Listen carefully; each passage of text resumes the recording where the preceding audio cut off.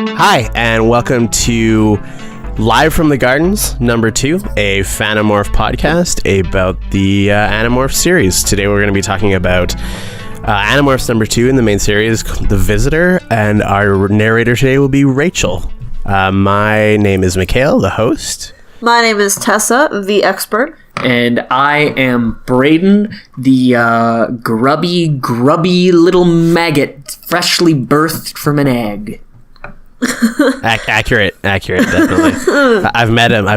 That's on point. It's a maggot that a shrew might eat, which is good because that's what we're talking about today. Exactly. So first we're going to be talking about the shrew. And this is a tricky one because they just call it shrew. They don't say what in shrew. The book.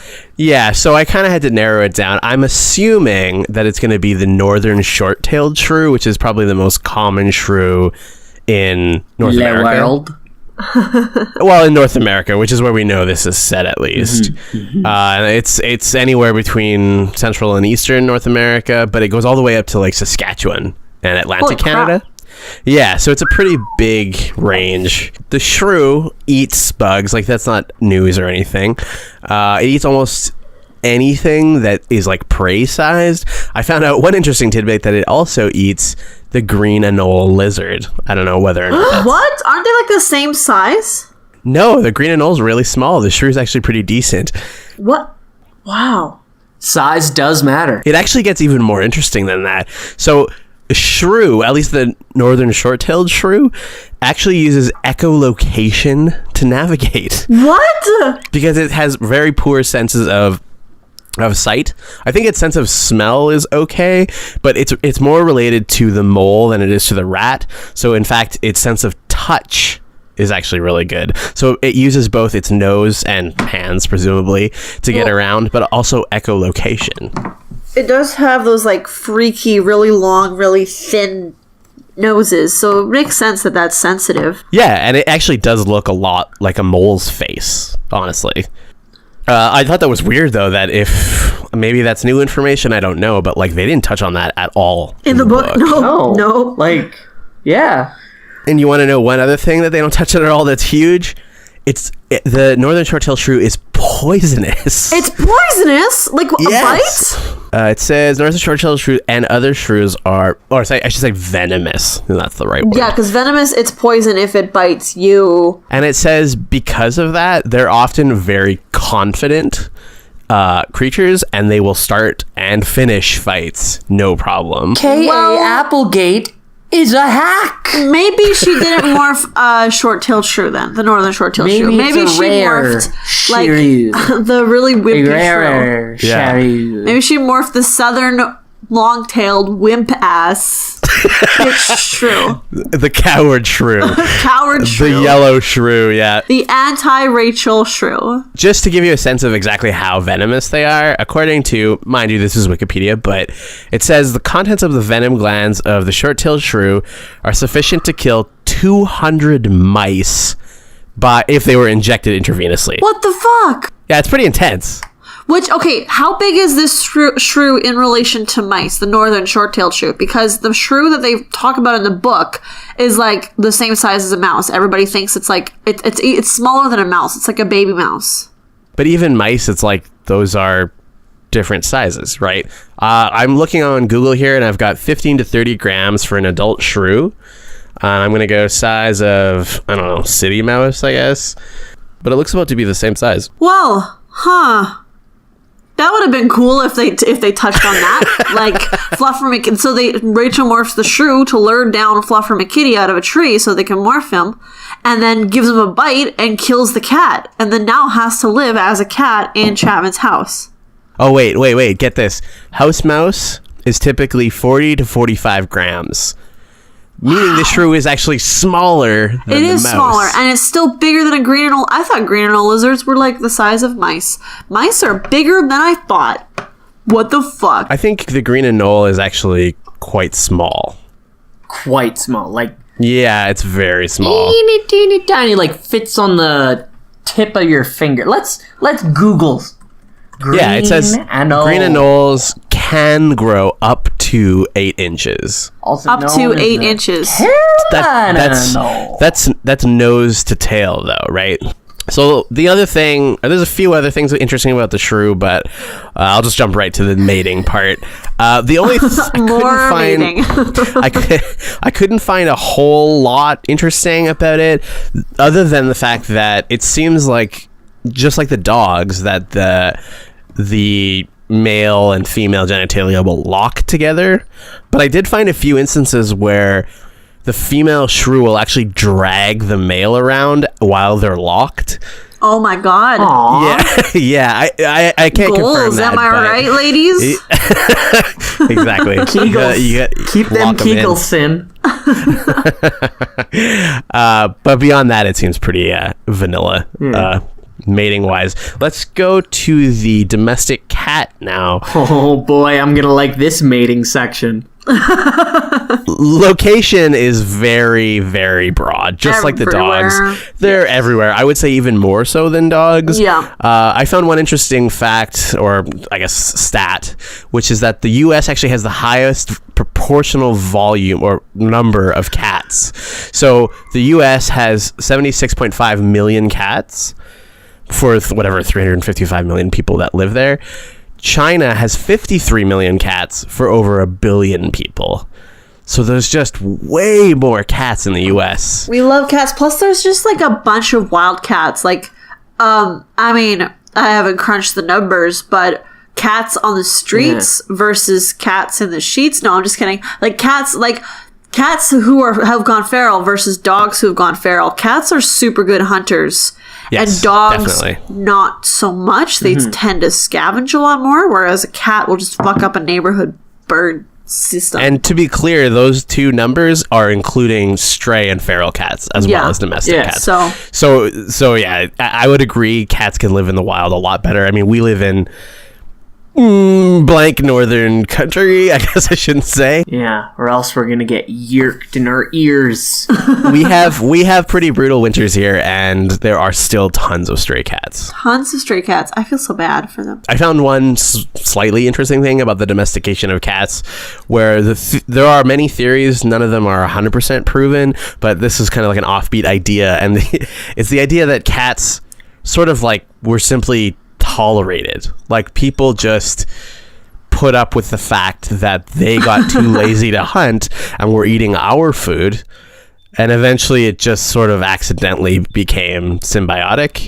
I've also, sorry to interrupt, I also heard stories that like cats kind of domesticated themselves for similar reasons. That they just wanted to loaf around and not hunt so much. That's kind of an offshoot of the same theory. Exactly.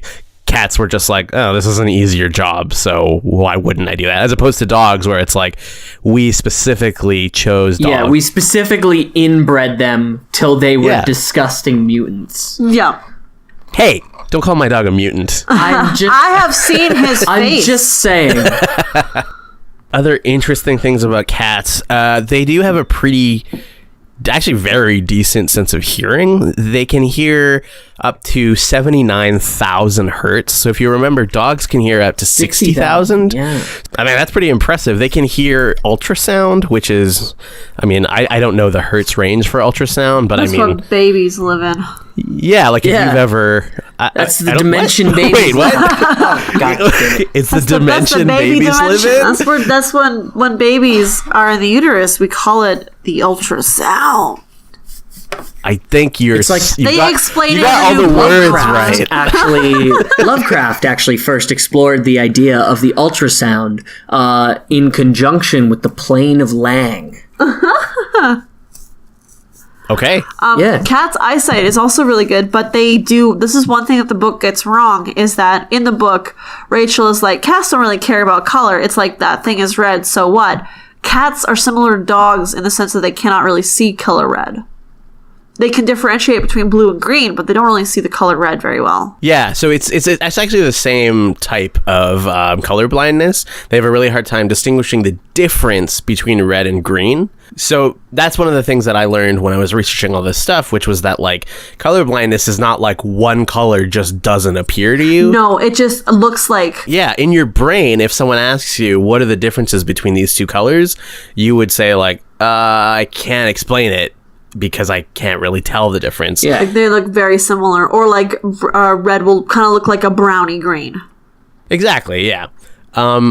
But they do have a decent eyesight, if only because their ability to see at night is insane. They only need 1/6 the amount of light that we need to see, and we have good vision for, I mean, not if you're asking like Tobias, I guess, because he mentions that all the time, but Yeah. humans actually have pretty decent vision for what we need. Like our 3D vision is really good, but we still need a decent amount of light to see anything. Cats need 1/6 of that amount of light to see.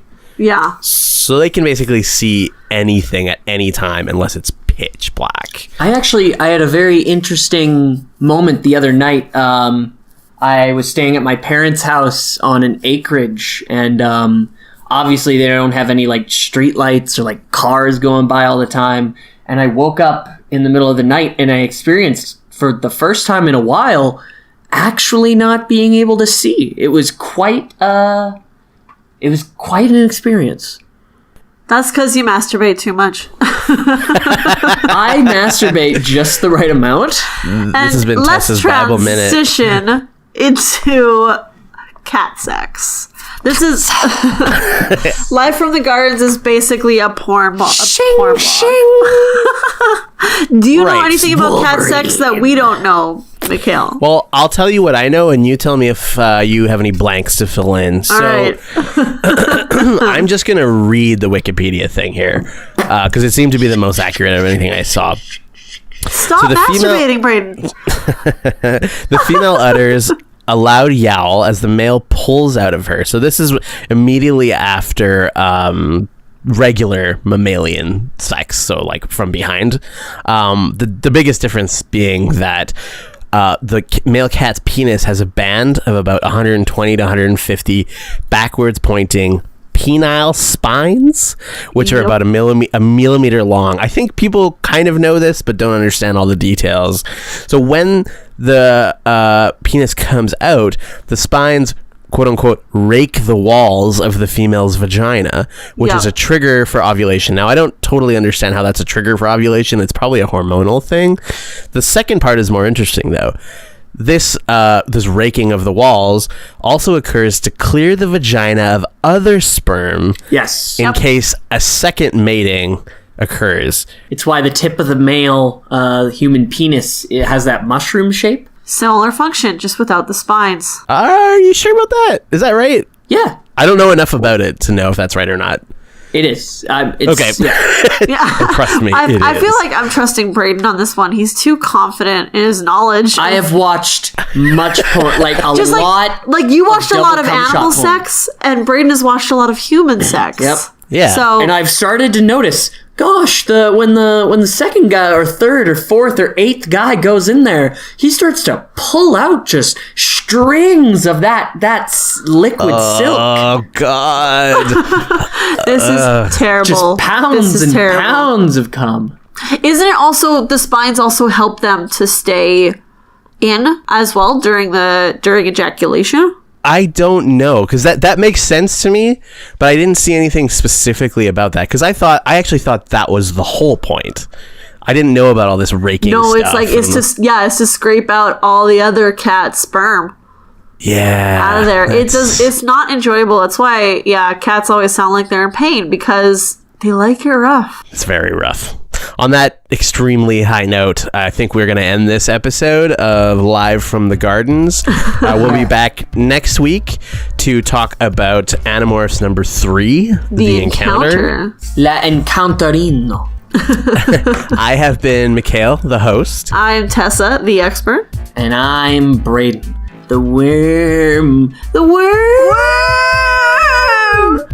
And this has been Live from the Gardens, a Fanimorphs podcast. And a psychosexual experience. I love you all. Bye. Nice. All right.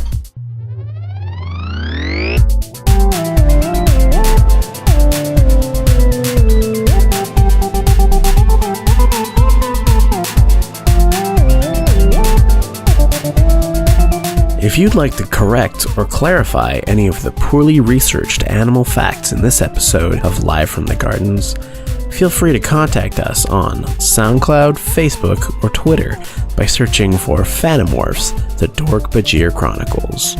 And remember, stay safe, stay hidden. Brought to you by Collective Legacy, a podcast network.